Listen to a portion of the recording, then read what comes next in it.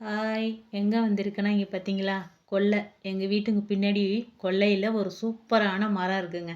அந்த மரம் வந்து அவ்வளோ ஒரு சக்தி வாய்ந்த மரம். சிவபெருமானே அதில் தான் உட்காந்துருக்கிறாரு. அவருக்கு ரொம்ப பிடிச்ச மரம். அவர் தான் அதில் தான் வாழ்றார்.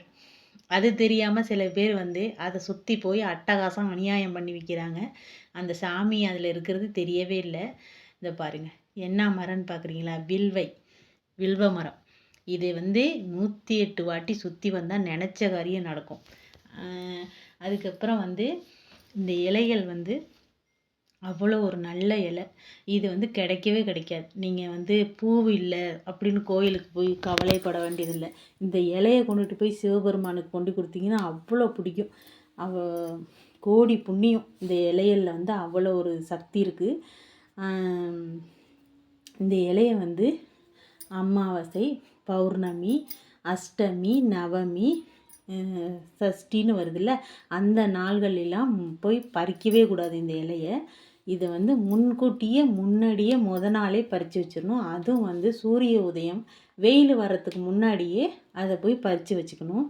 அது வந்து அவ்வளோ ஒரு நல்ல சூப்பரான இலை. அந்த இலையை வந்து ஜுரம், காய்ச்சல், இருமல், சளி, அப்புறம் வந்து இரத்த சோகை, அப்புறம் பசி எடுக்காமல் இருக்குல்ல அதுக்கு, அப்புறம் நிறைய சின்ன சின்ன பிரச்சனைகளை கூட சரி பண்ணுறக்கூடிய ஒரு இலை. அதை வந்து நம்ம காய்ச்சியும் குடிக்கலாம், வந்து பொடி பண்ணி வச்சுக்கிட்டு சாப்பிட்லாம். அந்த சுகரு எல்லாத்தையுமே குணப்படுத்தக்கூடிய அந்த இலையில் அவ்வளோ ஒரு மருத்துவ குணம் உண்டு. பொடி பண்ணி இதை கூட சுகருக்கு டெய்லி சாப்பிட்டு வந்தாலே சுகர் வராது. இதோட கொழுந்தை அதை வந்து சாப்பிட்டுட்டு வந்தால் கேன்சரை கூட குணப்படுத்துமா. அந்த அளவுக்கு அவ்வளோ சக்தி வாய்ந்த மரம் இது. இங்கே பாருங்க. நான் வந்து இந்த மழை காலத்தில் அந்த பக்கமே போகல. என் பையன்தான் அடிக்கடி போய் பார்த்துட்டு வந்து விளாங்காய் பறித்து சாப்பிடுவான். நான் யதார்த்தமாக போனேன். அவ்வளோ விளாம்பழம் வந்து கொட்டி வீணாக செதஞ்சு போய் கிடக்கு. அங்கே சரி ஒரு 3 பழம் எனக்கு கிடச்சிச்சு. நிறைய பழம் கிடக்கு, ஆனாலும் அது எடுக்க முடியல. அருவருப்பாக இருந்துச்சு. அதோட மகிமை தெரியாமல் அந்த இடத்துல போய் அட்டகாசம் அநியாயம் பண்ணி வச்சிடுறாங்க. அது வந்து கொள்ளை கிடச்சா போதும்னு எல்லாம் வந்து எப்படி சொல்கிறதுனா, என்னதான் பாத்ரூம் கட்டி வச்சாலும் அந்த திறந்த வெளியில் போகிறதுல சுகம் இருக்கே அப்படின்னு சொல்லுவாங்கள்ல, அந்த மாதிரி அதுங்க அந்த மரத்தை சுற்றி தான் வந்து அநியாயம் பண்ணிகிட்ருக்காங்க. அதில் சிவபெருமான் ஆம்பளை உட்காந்துருக்காரு. அந்த பக்கம்லாம் போகாதீங்க, மலம் ஜலமெல்லாம் கழிக்காதீங்க, பாவம் சாமி வந்து உங்களுக்கு தான் பாவம் கொடுப்பாரு, அந்த பக்கம்லாம் போகாதீங்க, அவரை பார்த்து இப்படி தொட்டு கும்பிட்டுட்டு வந்தாலே போதும், அவ்வளோ ஒரு நன்மை. அந்த இலையை வந்து பூஜை அறையில் கொண்டுட்டு போய் வச்சா அவ்வளோ ஒரு நன்மை கிடைக்கிது. நமக்கு வந்து அவ்வளோ ஒரு தீய சக்தியாக இருந்தாலும் போயிடும், கெட்ட சக்தியே இருக்காது. லட்சுமி கடாட்சமாக நல்லா இருப்பாங்க. வச்சு பாருங்கள், உங்கள் பூஜை அறையில் சாமி கும்பிட்டு பாருங்கள், அவ்வளோ ஒரு நன்மையாக இருக்கும்.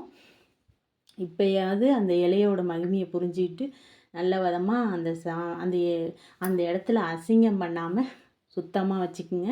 இந்த பாருங்கள், அந்த பழம்லாம் வீணாக போகுது. அது யாராவது எடுத்தாவது சாப்பிடுவாங்க. அந்த மாதிரிக்கு அதை எடுத்து சாப்பிட முடியாத அளவுக்கு இந்த மாதிரிலாம் பண்ணாதீங்க. அதோட அருமை தெரியாமல் இப்படி நடந்துக்கிறீங்க. அவ்வளோ ஒரு வியாதியும் ஒரு மருத்துவ குணமும் உள்ள ஒரு பழம்.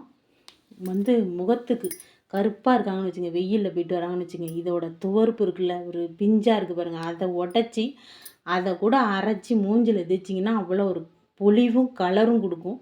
அவ்வளோ ஒரு நல்ல ஒரு இது. அதுக்கப்புறம் இது வந்து தேநீராகவும் அருந்தலாம். இதை வந்து இந்த பழம் வந்து சாப்பிட முடியாது, ரொம்ப புளிக்குன்னு பல்லே கூசும், அந்தளவுக்கு இருக்கும்.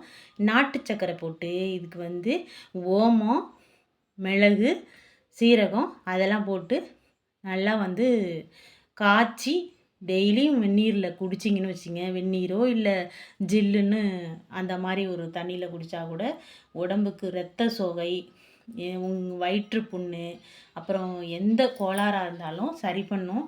அவ்வளோ ஒரு உடம்புக்கு நல்லது. இது வந்து டெய்லியுமே சாப்பிட்லாம், இல்லை கிடைச்சப்ப எப்படியா இருந்தாலும் அந்த பழத்தை விட்டறியாமல் கண்டிப்பாக பிள்ளைங்களுக்கும் கொடுத்துட்டு நீங்களும் சாப்பிடுங்க. நான் இப்போ வந்து வெறுசாக தான் சாப்பிட்றேன். அவ்வளோ சூப்பராக இருக்குது, அருமையாக இருக்குது. இதை வந்து எங்கள் அம்மா ரொம்ப விரும்பி சாப்பிடும். அந்த 18ஆம் பேருக்கு உடச்சி அதை வந்து சாப்பிட்டுக்கிட்டு இருக்கோம். அப்போல்லாம் எனக்கு பிடிக்கவே பிடிக்காது. இப்போ இது என்ன இப்படி இருக்குது, வேண்டே வேண்டாம்பேன். இப்போ வந்து என் பையன் நல்லா கருக்கு கருக்குன்னு கடிச்சு காயாக இருந்தாலும் அப்படி சாப்பிட்றான், அவ்வளோ டேஸ்ட்டாக. ஆனால் அந்த பழத்தை எடுக்க போகும்போது தான் எனக்கு பிடிக்க மாட்டேங்குது. கண்டிப்பாக அந்த இடத்துல அந்த மரத்தில் சாமி இருக்குங்க. மலமும் ஜலமும் கழிக்காதீங்க, சாமி இருக்குது. ஓகே, இந்த வீடியோ பிடிச்சிருந்தா லைக் பண்ணுங்கள், ஷேர் பண்ணுங்கள், கமெண்ட் பண்ணுங்கள். எதாக இருந்தாலும் சொல்லுங்கள். ஓகே, பாய், டாட்டா. அடுத்த வீடியோ பார்ப்போம். இந்த பழம் டேஸ்ட்டாக இருக்குது, நான் போய் சாப்பிட்றேன். ஓகே, பாய், டாட்டா.